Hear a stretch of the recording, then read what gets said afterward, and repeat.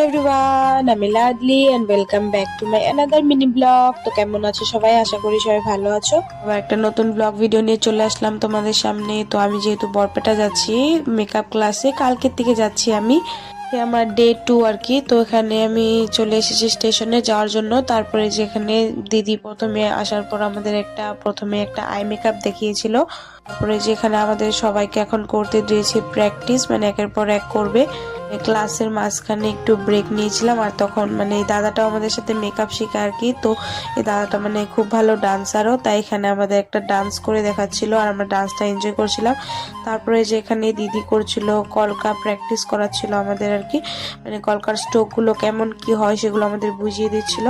তারপরে যে ক্লাসের শেষে এখন আমরা যেহেতু ট্রেনেই যাব, তো আমাদের ট্রেনের টাইমটা দেরি ছিল, তো তাই সবাই মিলে বললো যে চল কোথা থেকে ঘুরে আসা যাক। এখানে বিজনি থেকে অনেকজনই গিয়েছিলাম আমাদের সাথে আর কি। তো প্রথমে ভেবেছিলাম ভিটুতে যাব।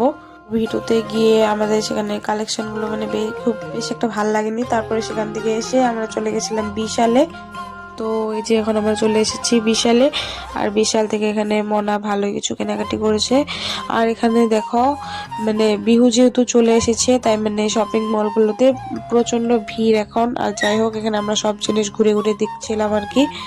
এখান থেকে বেরিয়ে আমরা এই যে এখন চলে যাচ্ছি স্টেশনে। আর এই যে এখন আমরা স্টেশনে চলে এসেছি।